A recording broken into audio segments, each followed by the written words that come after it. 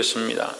그때 요한의 제자들이 예수께 나와 가로되 우리와 바리새인들은 금식하는데 어찌하여 당신의 제자들은 금식하지 아니하나이까?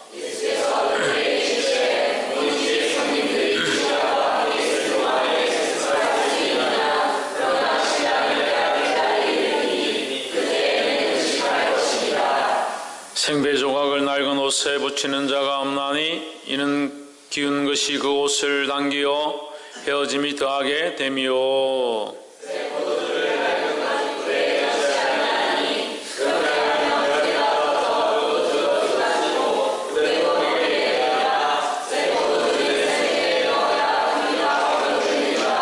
예수께서 이 말씀을 하실 때에 한 직원이 와서 절하고 가로되 내 딸이 방장 죽었사오나 오셔서 그 몸에 손을 얹으소서 그러면 살겠나이다 하니 12해를 혈류증으로 앓는 여자가 예수의 뒤로 와서 그 겉옷가를 만지니 예수께서 돌이켜 그를 보시며 가라사대 딸아 안심하라 너의 믿음이 너를 구원하였다 하시니 여자가 그 시로 구원을 받으니라.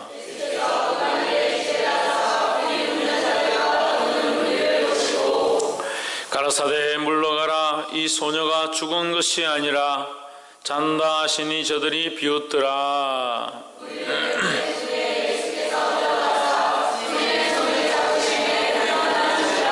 함께 읽읍시다. 그 소문이 그 온 땅에 퍼지더라. 아멘. 기도합시다. 살아계신 하나님, 주의 영화로운 이름을 찬양합니다. 우리가 그 입술을 찬양할 수 있으며 그 이름을 높일 수 있음을 감사합니다. 온 마음과 정성을 다해 하나님 앞에 예배하게 하시고 하나님의 거룩한 뜻이 우리 안에 흐르게 하셔서 우리의 생각들은 죽어지고 오직 하나님의 거룩함만 우리 안에 드러나도록 우리를 인도하여 주시옵소서. 성령님이 시간도 말씀하셔서 인간적인 생각들과 세상의 계산들과 자기의 방식을 가진 모든 것들이 낮아지며 하나님의 거룩함만이 드러날 수 있도록 도와주시옵소서.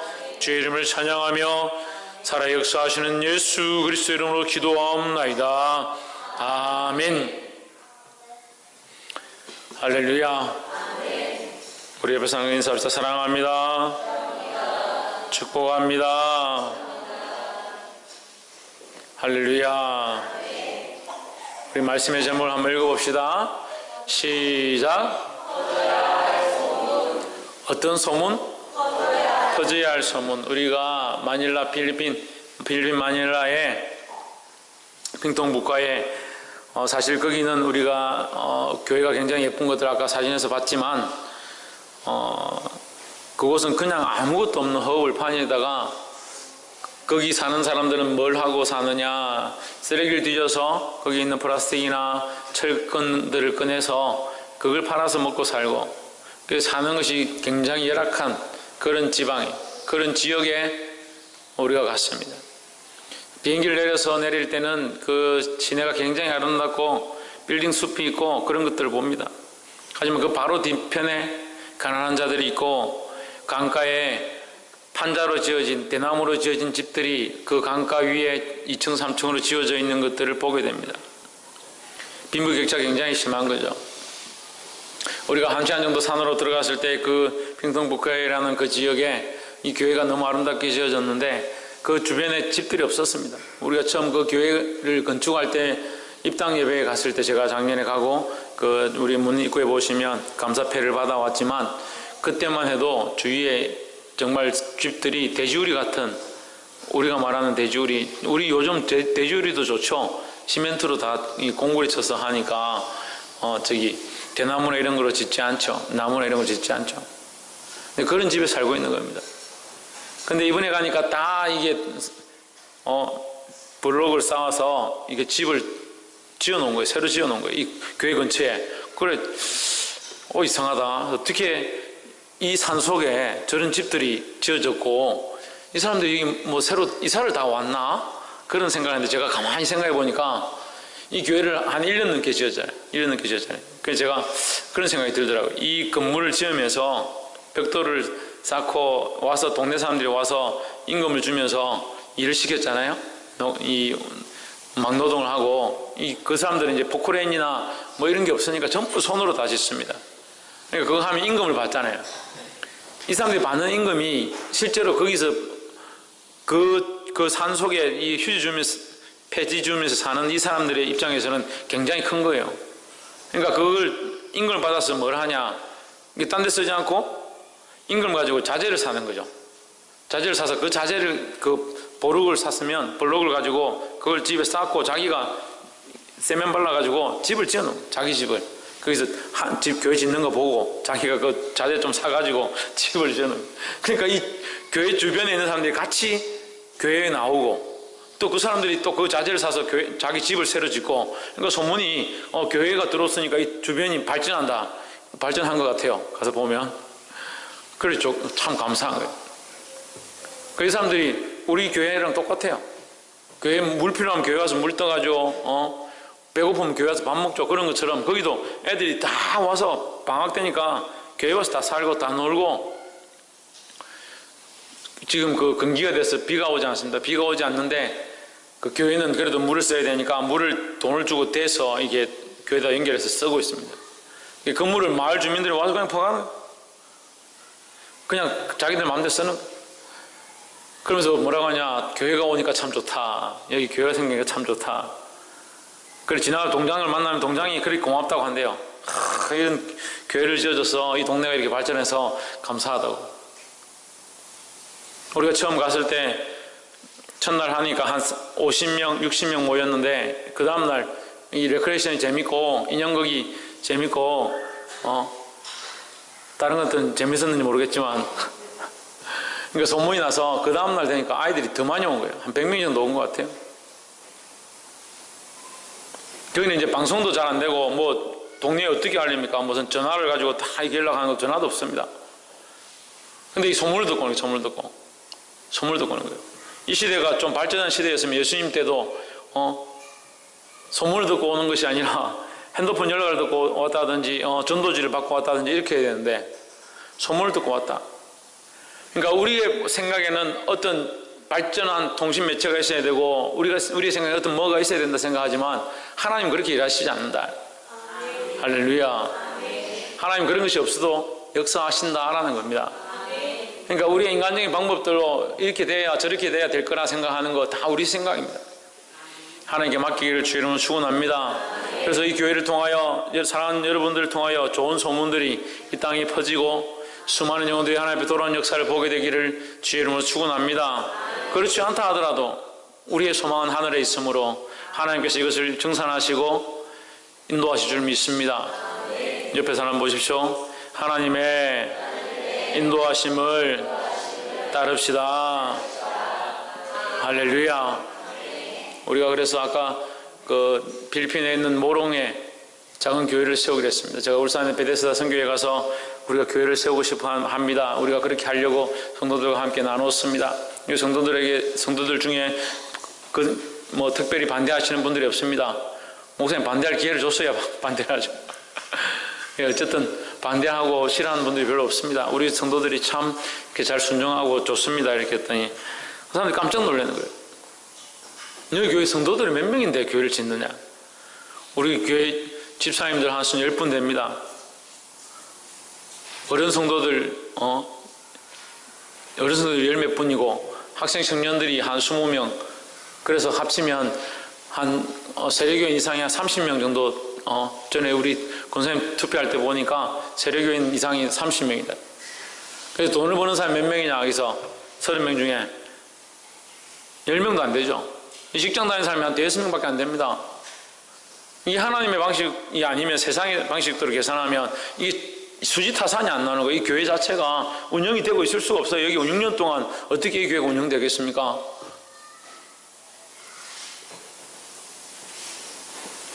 매년 적자를 내고 있는데 그 매년 목사님 사례를 전혀 안 받고 365일 살아가고 있는데 교회가 운영 자체가 안 되는 거예요. 그 노예에 우리가 힘들다 지원해달라. 한 달에 얼마나 헌금이 얼마나 오냐? 뭐 100, 200 정도밖에 안 나옵니다. 그럼 목사님 어떻게 삽니까? 묻더라고요, 저보고. 제가 주의 은혜로 삽니다. 그랬습니다. 주의 은혜로 삽니다. 예, 자신이 없는 거예요. 잘 모르시는가 모르구나. 와서 보십시오. 어떻게 사는가. 주의 은혜로 삽니다. 할렐루야. 주의 은혜가 아니면 제가 어떻게 살겠습니까? 직장을 다닙니까? 뭐 따로 제가 뭘 합니까? 근데 요즘 따로 뭘 합니다. 그 목사님들 사이에 소문이 나가지고 제가 뭘 잘 고친다고 소문이 나가지고 지금 울산에 지금 여기 바쁩니다. 요즘 자꾸 불려가요. 뭐 우리 문 고장났다 뭐 고쳐달라 해서 문 고치고 오고 그 돈도 많이 주는 것도 아니지만 그때 말씀드렸죠. 위에 그 식당하고 뭐 이렇게 공사한다고 공사 실컷 해줬는데 우리 집사람하고 저하고 일주일 내내 가서 했는데 한 50만 원 받았습니다. 둘이서. 저는 기술자잖아요. 모르시는구나. 저는 기술자입니다. 요즘 기술자는 하루에 한 30만 원 줍니다. 모르시는구나. 우리 성도들은 모르는 게 많아서 좋다. 한 30만 원 줍니다. 못해도 그냥 옆에서 옆에 돕는 사람도 15만 원씩 줍니다. 그럼 일주일 내내 했는데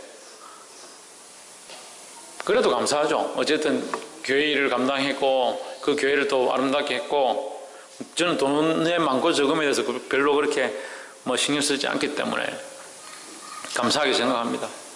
그 교회분들이 기뻐하시고 그래서 또 다른 일도 시키시고 또 다른 일도 하고 있습니다. 또 얼마 못 받겠지만 받는 것을 생각하지 않으니까 그 지금 제가 이렇게 저렇게 하여튼 하나님께서 계속 수입을 주세요. 그래서 지금 부자예요. 제가 지금 부자예요. 할렐루야. 제가 매주 11절 하고 있습니다. 이게 말이 됩니까? 목회자가 사례를 받지 않는데 매주 11절 낼 만큼 하나님께서 풍족하게 채워주세요. 이거 안 맞잖아요. 세상의 계산 방식으로 안 맞잖아요. 더 얘기하면 여러분 더 놀래요. 더 마음이 아프고 더 찔릴 거예요. 근데 여러분 찔리라고 하는 게 아니니까.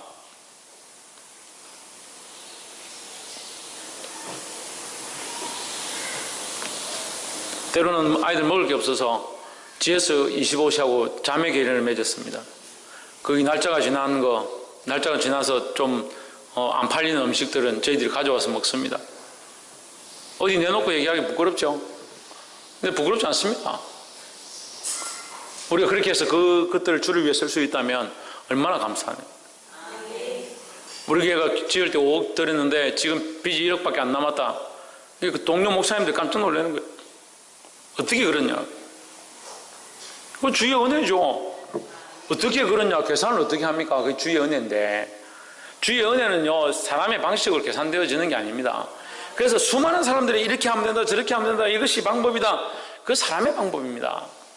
하나님의 뜻은요, 우리가 하나님 앞에 어떻게 해야 될지가 있어야 되지, 우리가 이렇게 하면 될 거다라는 거 아니에요. 하나님의 뜻을 따라, 하나님의 방법을 따라, 하나님 원하신 대로 행하는 것이 중요합니다. 아멘. 할렐루야. 아멘. 그래서 하나님 뜻이 무엇인가? 하나님 뜻이 무엇인가? 그걸 찾아야 되는 거예요. 아멘. 이 청년들하고 이번에 필리핀 가서 이 마음 아픈 게 뭐냐면, 영적인 아이들이 인간적인 눈을 들고 있더라. 삶의 현실에 눈을 뜨기 시작하고 세상의 것들을 보기 시작하니까 타협하고 자기도 모르는 사이에 그 세상에 물이 들어간다. 자기는 모르는 거예요. 물이 들어가는지. 근데 누구나 다 그래요. 누구나 다. 나이가 들고 생활을 해야 되고 가정을 지켜야 되고 돈을 벌어야 하고 돈이 자기 눈앞에 생기고 나면 무엇이 눈을 뜨느냐? 현실에 눈을 뜨는 겁니다. 저는 안 그랬냐? 저도 그랬습니다. 그렇지만 이 현실의 눈보다 살아계신 하나님을 보는 것이 더 큰 줄을 이제 발견했습니다. 여러분 더 발견해야 합니다. 하나님 앞에 드리면 하나님께서 반드시 갚으십니다. 할렐루야. 그 하나님의 은혜를 믿는 것이 우리의 믿음이라는 거예요. 돈 다 갖다 놓고 천국 여기 문 열어놓고 예수님 옆에 서 계시고 천사들이 날아다니고 믿을래 안 믿을래? 여기 지옥불이 불불 끓고 거기서 무슨 믿음이 필요하겠습니까? 그냥 선택하면 되죠. 근데 하나님은 오늘 우리에게 보여주지 않습니다. 보여주지 않고 뭐라고 합니까? 믿으라는 겁니다. 그러면서 그걸 자기들이 보여줄 때까지 자기들 마음대로 살겠다. 눈에 보이는 것만 쫓아가겠다. 보이고 있는 것에 대해서 주목하겠다. 그러면서 자기는 믿음이 있는 줄, 자기가 하나님을 믿고 있는 줄 착각하고 있는 거예요.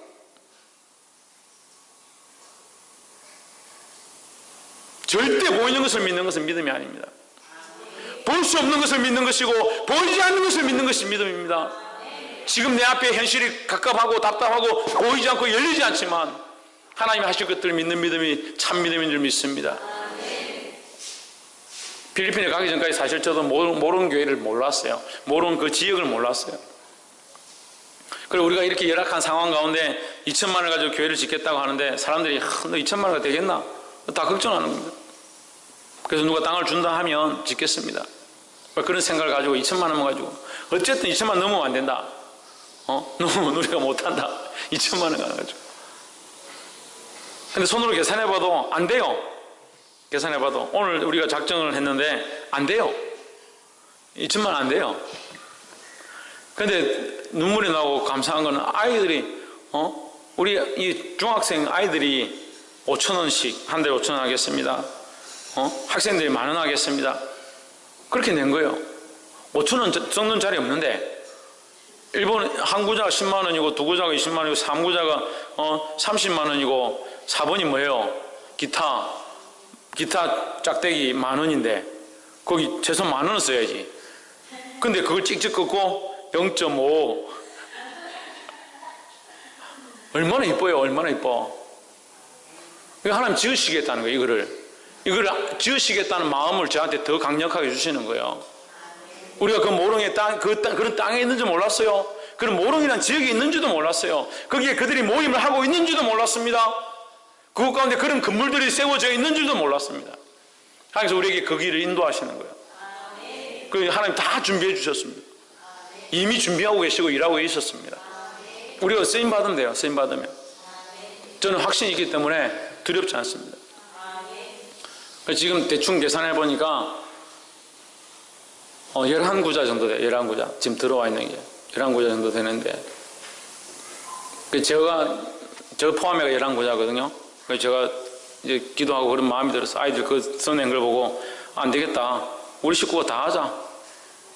우리 식구 이름으로 제가 한 구자하고 집사람 한 구자하고 이삭이, 승리, 창조 근도는 제가 감당이 안 되니까 일단 5명 그리고 50만 원 하자. 한 달에 뭐 안 되면 노가다 가면 되지 뭐 막노동이라도 하면 되지. 그게 50만 원 제가 하겠습니다. 그러면 150 정도 되죠. 거기다 이제 우리 교회를 이제 지원하겠다고 한 2구자 정도가 있는 것 같아요. 그래 지금 한 170 정도 됩니다. 그럼 3구자만 모이면 됩니다. 근데 청년들하고 해야 될 사람들이 있어요. 지금 있어서 하는 게 아니에요. 저도 지금 얘기하잖아요. 저희가 있어서 하는 게 아니에요. 하나님이 지금까지 우리에게 신실하게 하셨던 것들을 믿는다면 믿고 가는 거예요. 뭐 100만 원 그래 빚졌다고 해서 여러분 집이 망합니까? 삶이 어렵습니까? 삶이 어려워져요? 10만 원 한 달에 10만 원이 내가 10만 원 하나님 앞에 드린다고 해서 문제가 생깁니까? 그렇지 않습니다. 그렇게 생각할 뿐이죠.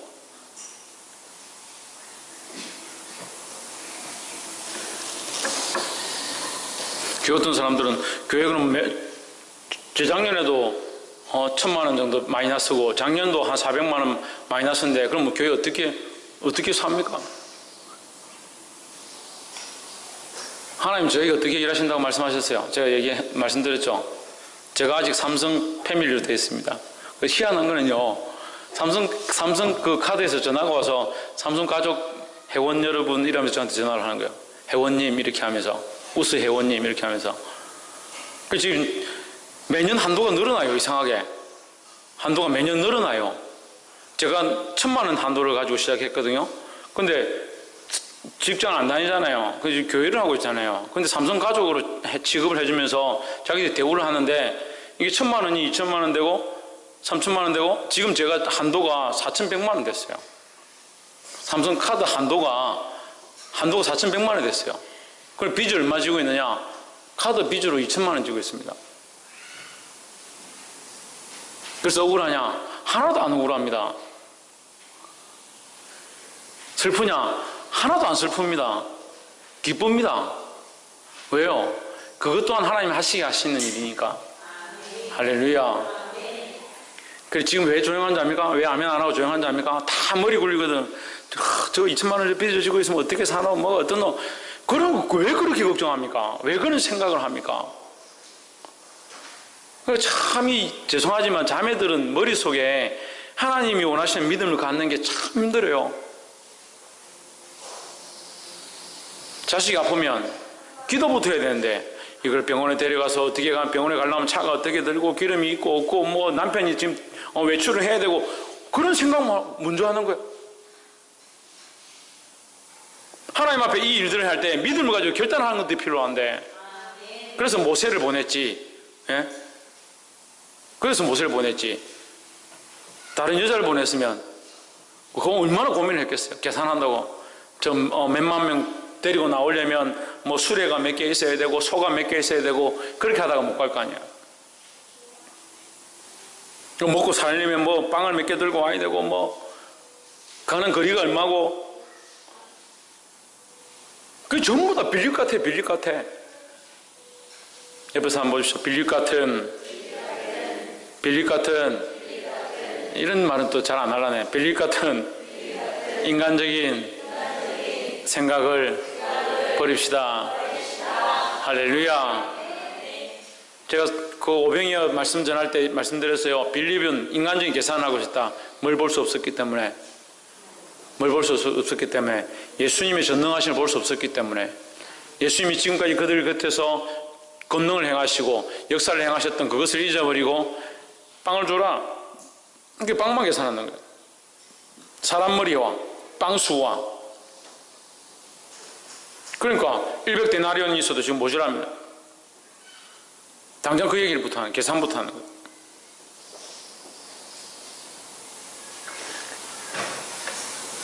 그럼 뭐라고 해야 됩니까? 빌립이 네가 빵을 줘라. 주여 영생의 말씀이 주께 있사오니 주님이 역사해 주십시오. 이렇게 하면 되잖아요. 얼마나 쉬워요. 뭘 고민해요. 주님 당신이 전능자 아니지 않습니까? 도와주십시오. 그렇게 하면 되잖아요. 근데 그걸 말하는 게 힘들잖아요. 그게 말하는 게 그렇게 고백하는 게 힘들다. 믿음 보이시기를 주 이름으로 축원합니다.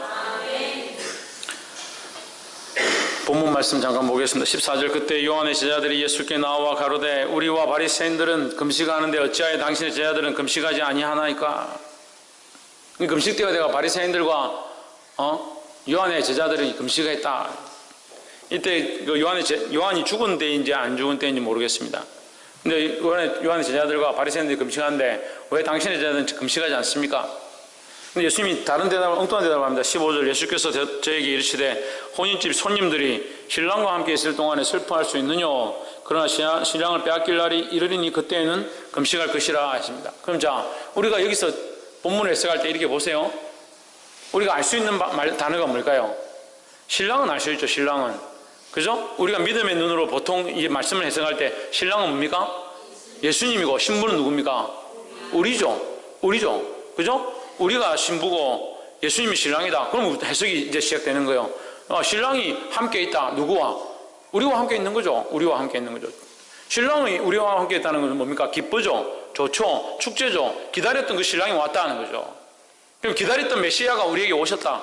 그 예수 그리스도가 우리에게 오셨다. 그러면 이곳 가운데 뭐가 있냐? 기쁨과 구원의 은혜가 있다는 거죠. 그 기쁨과 구원의 은혜가 있는데 왜 금식하냐는 거예요. 그러니까 이것이 무슨 뜻인지를 알면 왜 금식을 하지 말아야 될지를 알 수 있는 거죠. 예수님이 구원자 되시고 우리를 회복해 하실, 이 나라를 회복해 하시고 우리를 인도하실 그 주님 메시아로 오셨는데 금식을 주님이 오셔서 우리에게 기쁨을 주시고 은혜를 주고 있는데 금식해야지. 내가 왔다 아들아 배고파 금식할 겁니다. 더 금식. 이게 안 맞잖아요. 앞뒤가 안 맞잖아요. 주님이 오셨으니까 주님을 위해서 기뻐함이 있으니까 금식할 필요가 없다. 주님 그 말씀하시는 거예요. 혼인주 손님들이 신랑과 함께 있을 동안에 슬퍼할 수 있느냐? 금식할 필요가 없다. 그러나 신랑을 빼앗길 날이 있다. 이건 뭡니까? 신랑은 언제 빼앗깁니까? 십자가에 못 박, 그렇죠. 십자가에 못 박히실 때, 예수님이 십자가에 못 박히실 때, 그 로마 군병들과 이 바리새인들이 끌고 가서 예수님이 십자가에 못 박아버리는 겁니다. 14절에서 그 바리새인들이 금식에 대해서 얘기하면서 그 바리새인들이 반대로 나중에 어떻게 됩니까? 예수님을 십자가에 못 박는 주인공이 되는 거예요. 뭐가 없어서? 분별을 할 수 없어서. 예수 그리스도가 구원자이시고 지금 우리와 있는 그 기쁨이심을 몰라서 그 기쁨을 끌고 가서 십자가에 못 박아버렸다. 신랑을 빼앗길 날이 이르니 그때는 금식할 것이니라 했습니다. 그때 금식해야 된다는 거죠. 금식해야 될 때 금식해야지 엉뚱한 때 하지 마라 하는 거죠. 16절 생배 조각을 낡은 옷에 붙이는 자가 없나니 이는 기운 것이 그 옷을 당기어 헤어짐이 더하게 됨이요 했습니다. 여기서 생배 조각, 이게 생배 조각이 나옵니다. 자, 우리가 이걸 생배 조각이라면 이제 젊은 세대는 잘 모르니까, 자, 튼튼한 새천과 옛날 낡아진 옷, 지금은 뭐 옷이 좀 낡아도 뭐 같이 연결한다고 해서 잘 떨어지지 않지만 옛날에는 이거 배옷이 약하니까 거기다가 새로운 옷을 이렇게 새로운 조각을 이렇게 붙이면 새로운 조각은 잘 안 떨어지는데 옛날 옷이 약하니까 이게 꼬매는 부분이 이게 헤어져서 떨어져 버리는 거죠. 그래서 더 옷을 상하게 만드는 거죠. 그게 쓸 수 없는 거죠. 가죽 부대도 마찬가지입니다. 가죽 부대가 다 낡았는데 거기 구멍 났다고 해서 새 가죽 부대를 갖다 끼워 입히면 마찬가지다.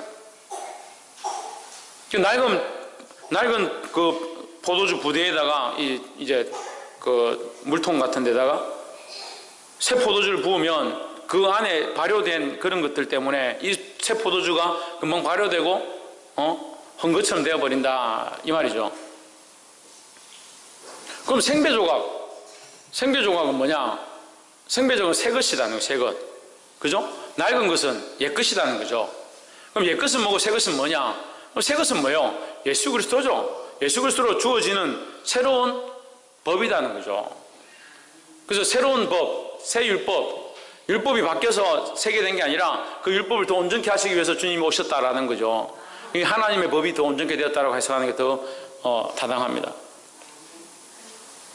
17절 새 포도주를 낡은 가죽 부대에 넣지 아니하나니 이렇게 되면 부대가 터져 포도주도 쏟아지고 부대도 버리게 됨이라 새 포도주는 새 부대에 넣어야 둘이 다 보존되느니라. 그러니까 예? 예. 아멘이라 했는지 뭐라 했는지 새 포도주는 새 부대에 넣어야 된다. 그럼 너희가 가진 건 뭐냐? 너희는 옛 부대를 들고 있다. 너희는 뭘 들고 있냐? 옛 법을 들고 있다.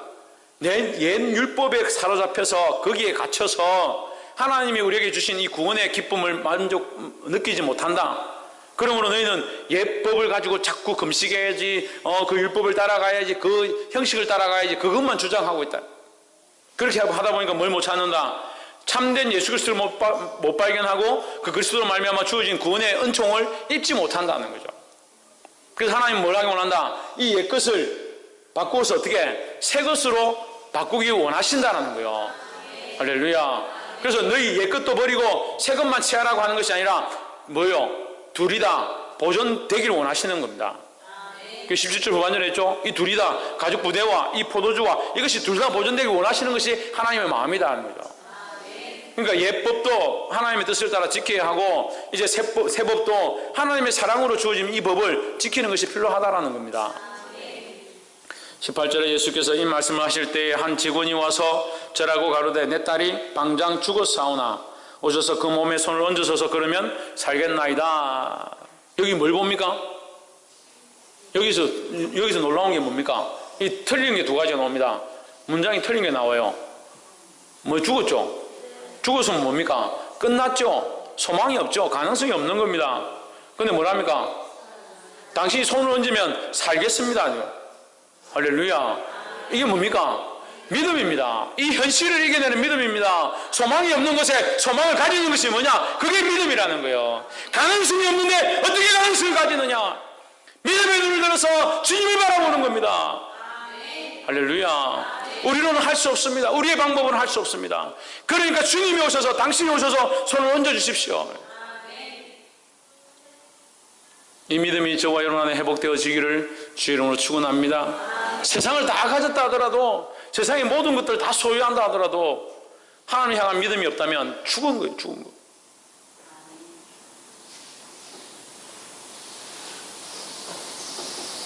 이 사람은 소망이 있습니까? 없습니까? 소망이 있습니다. 죽음이 자기 눈앞에 있지만, 그 현실이 자기 눈앞에 있지만 이 사람에게 소망이 있습니다. 그래서 살았다는 이름, 살은 줄 생각하는 사람 다 죽은 거고, 죽은 줄 생각하는 사람 다 살은 것이다. 왜? 이 땅에 나는 잘 살만하고 충분히 문제가 없다라고 생각하는 그건 죽은 거래. 죽은 거. 왜? 소망이 없으니까. 이 땅만 바라보고 있으니까. 하지만 이 땅에서 지고 피폐하고 뒤로 물러가는 것처럼 보이고 사람들에게 인정받지 못하지만 하나님 나라의 소망을 가지고 있으면 그게 살아난 거예요. 할렐루야. 가서 일본에 필리핀 가서 인연극을 하는데, 이번에 인연극을 하는데 우리 최원 연구인이 영어를 처음에는 입이 잘 안 떨어지더니 점점 하면서 3일 4일 되면서 입술이 풀리더니 막 말을 얼마나 잘하는지. 그 인연극을 이렇게 하는데 치킨 많이 막 이렇게 하면서 아이들이 전부 맞다고 막 반응을 하고, 그 잘 해석도 참 잘한 것 같아요. 비유도 잘하고. 그래 나사로와 부자 비유를 하는데, 부자는 이 땅에 난 다 됐다. 나는 먹을 거 치킨도 실컷 사 먹고 돈만 있으면 된다. 돈이 최고다. 큰 소리 빵빵 치다. 나사로는 내가 행복하다. 해피. 나는 행복하다. 그 부자가 장난치네. 네가 뭐가 행복하냐? 나는 예수 그리스도가 있고 하나님 나라에 있어서 행복하다. 네가 거지인데 뭐가 행복하냐? 내 현실은 이렇지만 나는 주님을 믿고 하나님 나라에 갈 소망이 있으니까 나는 행복하다.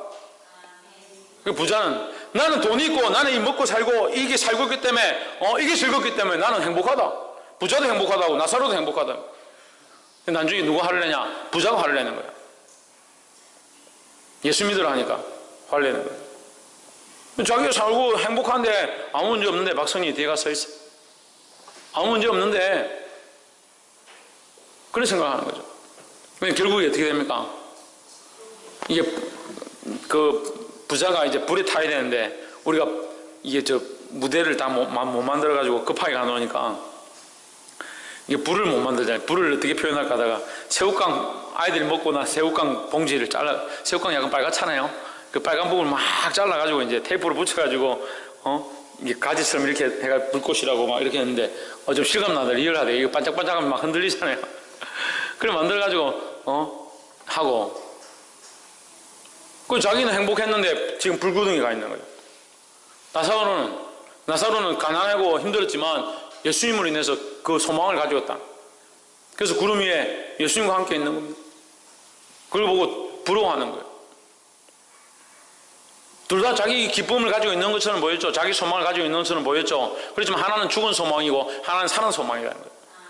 지금 이 사람은 죽은 소망을 가지고 있는 것처럼 보입니다. 죽은 것처럼 보입니다. 하지만 그에게 뭐가 있습니까? 다시 살 것이라는 소망이 있는 겁니다. 그래서 이 땅에 살아가는 것, 잘 돼가는 것, 그것이 다 중요한 게 아니다는 거예요. 더 중요한 것은 하늘의 소망이라는 겁니다. 옆에서 한번 보시죠. 하늘의 소망을 든든히 가집시다. 할렐루야. 그래서 지금 이 순간에 죽었지만 그 살아계신 예수님이 만져주시기만 하면 살 것이라는 소망을 가진 거예요. 이게 뭐라고요? 이게 믿음이라는 거예요. 19절에 예수께서 일어나 따라가심에 제자들도 가더니 20절 12해를 혈루증을 앓은 여자가 예수의 뒤로 와서 그 겉옷을 만지니 이는 제 마음에 그 겉옷만 만져도 구원을 받겠다 함이라. 22절 예수께서 돌이켜 그를 보시며 가라사대 따라 안심하라 내 믿음이 너를 구원하였다 하시니 여자가 그것으로 구원을 받으니라 하십니다. 21절 다시 봅시다. 이는 제 마음에 그 겉옷만 만져도 구원을 받겠다. 혈루증이 몸에서 이게 피가 나는 거예요. 피가 멈추지 않는 거. 또는 뭐 여성이 이제 하혈을 하는데 그 생리적인 이 현상이 끝나지 않고 계속 흐른다. 여러 가지 주장들이 있습니다. 근데 어느 날 이 설교를 했더니 어떤 청년이 들고 와가지고 혈루증은요 이게 아니고요 과학적으로 이거라고 하는데 목사님들 잘못 알고 있어서 이렇게 말합니다. 그게 뭐 중요합니까? 그래서 그게 뭐 생리적으로 흘러내리는 건지 피가 멈추지 않는 거든지, 그래서 그게 그리스도와 무슨 관계가 있냐고요. 물론 똑바로 하는 게 더 좋겠죠. 똑바로 하는 게 더 좋겠죠.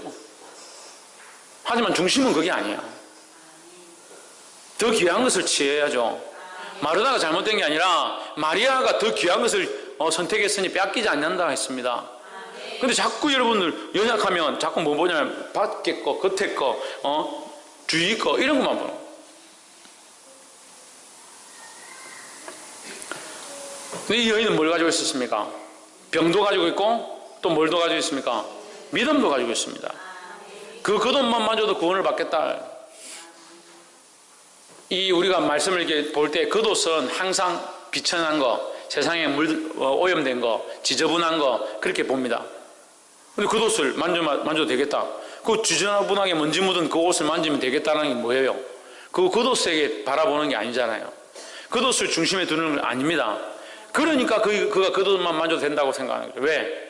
그 겉옷을 입으신 주님이 귀하기 때문에요. 할렐루야.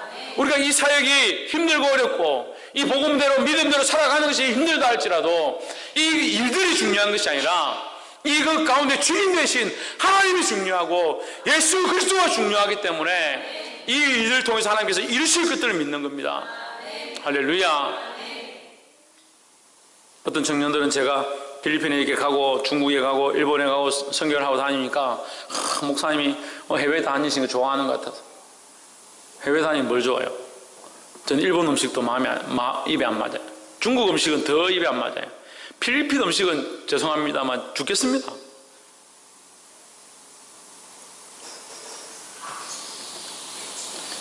목사님 잘 드시던데 잘 먹어야죠. 그러면 제가 먹을 때마다 죽겠습니다. 주여 이렇게 하고 먹을 거예요. 물론 이제 조금 맛있는 부분도 있고 이렇게 하지만 안 맞아요. 저하고. 물도 안 맞죠. 특히 물이 안 맞아요. 물을 못 먹습니다. 수돗물 절대 못 먹습니다. 수돗물 머리를 감으면 머리에 이게 뭡니까? 돌로 갈아놓은 물을 가지고 머리를 감는 것 같아요. 제가 이 세수할 때, 세면할 때 눈을 안 씻으면 안 되거든요. 제가 이 병 습관이 돼가지고 눈동자를 씻습니다. 세면을 할 때. 근데 필리핀 가서 눈동자를 못 씻는 그게 제일 답답한 거예요. 눈이 너무 아픈 거예요, 지금도. 근데 생수를 사서 먹으면 되는데 생수도 안 맞아요. 생수도 맛이 안 좋아요. 중국에 가서 생수를 사 먹는데 못 먹겠어요. 플라스틱 냄새 나서. 근데 필리핀도 그래요. 플라스틱 냄새 나요.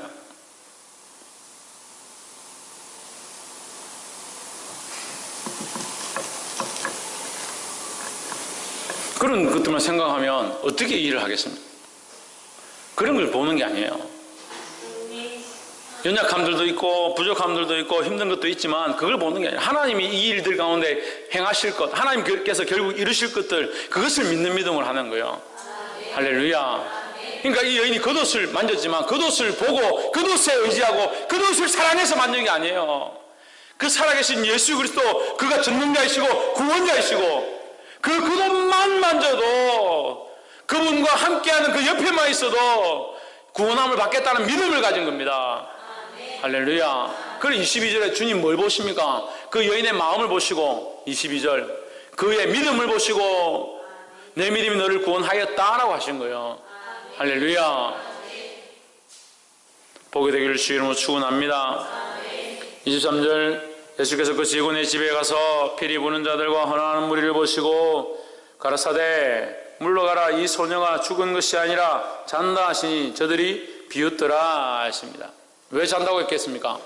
다시 살아날 거니까, 다시 일어날 것이니까. 이 잔다라는 걸 굉장히 성경의 학자들이 이게 다양하게 해석을 해요. 이게 완전히 죽은 게 아니라 잠시 자는 상태다. 그래서 예수님이 다시 오실 때 다시 깨어날 것이다. 그래서 자는 상태다. 뭐 그렇게 해석하는데 꼭 그렇게 복잡하게 안 봐도 됩니다. 자는 것은 뭐예요? 다시 깰 거니까. 그죠? 자는 건 다시 깰 거니까 주님이 다시 살릴 것을 확신하시고 말씀하시는 것이라는 거죠. 그게 죽은 것이 아니다. 너희들 보기엔 죽었지만 내가 보기에는 다시 살아날 것이니까 자는 것이다 라고 하는 것이 맞죠. 할렐루야. 25절 무리를 내어보낸 후에 예수께서 들어가사 소녀의 손을 잡으시매 일어나는지라 했습니다. 이게 다른 성경에는 달리다굼의 역사다 했습니다. 소녀야 내가 내게 명하노니 일어나라. 옆에서 한번 보십시오. 예수의 이름으로 일어나기를 소망합니다. 예수 그리스도의 이름으로 일어나는 자들이 되어야 합니다. 주저앉아 있지 말고 믿음으로 일어나서 하나님의 영광을 보는 자들이 되기를 주의 이름으로 축복합니다. 26절 그 소문이 그 온 땅에 퍼지더라 했습니다. 그래서 제가 처음에 얘기했죠. 핸드폰이 있었습니까? 매스컴이 있었습니까? 전단지가 있었습니까? 인터넷이 있었습니까? 이런 좋은 시대에 살면서도 복음을 안 전하는, 복음을 안 전하는. 제가 한 번은 이 페이스북하고 제가 페이스북, 카카오 스토리, 밴드, 우리 교회 큰 사람 교회 밴드도 있습니다. 다 해가 제가 이렇게 소식을 전하니까 어떤 옛날에 선배가 저한테 연락이 와가지고 이런 거 좀 올리지 마라. 누구 뭐 한 거 자랑하냐? 누구 성경에 오른손이 하는 거, 그분 좀 똑똑하거든요. 어디 성경을 좀 봤는, 오른손이 하는 거 왼손이 모르게 하라 했지 않냐? 오른손이 하는 거 왼손이 모르게 하면 전부 여러분 다 숨어서 예배해야 됩니까? 다 뒤집어 쓰고 예배해야 됩니까? 말도 잘 모르는 거예요. 오른손이 하는 거 왼손이 하는 뜻도 모르는 거예요. 자기를 드러내지 말라는 거죠.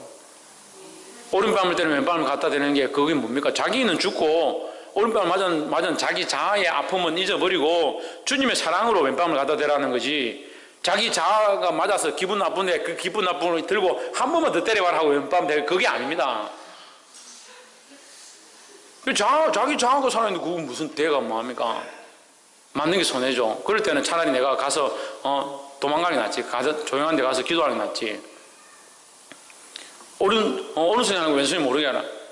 그래 선배님 맞습니다. 옳지만은 그것은 나를 자랑할 때, 내가 나를 자랑할 때 오른손이 하는 거 왼손이 모르게 하듯이 나를 자랑하지 않도록 하는 것이고, 이건 내가 하는 게 아니라 우리 주님 나라를 위하여 하나님께서 나를 도우시는 일들을 전하는 겁니다.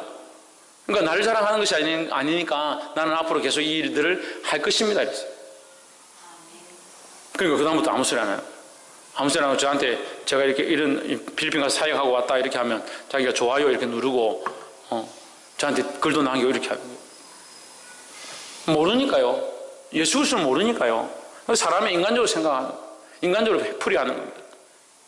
오늘 이 말씀을 듣는 저와 여러분, 예수 그리스도를 발견하며 그 뜻을 알게 되기를 주의 이름으로 축원합니다. 그 인간적으로 들으면 안 돼요. 인간적으로 계산하면 안 돼요. 지금 머리 막 굴리고 그렇게 할 필요 없습니다. 믿음으로 그 혈육병 앓는 여인이 갈 때에 저 겉옷을 만지면 될까 안 될까? 아니면 속옷을 만질까? 아니면 넓적다리를 만질까? 신발끈을 만질까? 그렇게 고민하지 않았다. 왜? 그 만지기만 해도 곁에만 가도 그 전능하신 주님이 나를 낫게 하실 것이다. 그 믿음을 가진 거예요. 할렐루야. 이게 겉옷이냐 속옷이냐 신발이냐 아니냐 그게 별로 안 중요합니다. 사랑하는 성도 여러분, 믿음으로 주님 하신 일을 보고 주님이 우리와 함께 하심을 보고 주께서 또한 앞으로 우리들을 인도하셔서 이끄실 것들을 기대하며 승리하여 거룩한 소문들이 이 땅 가운데 퍼져나가는 그런 역사를 보게 되기를 주의 이름으로 축원합니다. 기도하겠습니다. 거룩하시며 참되신 하나님, 늘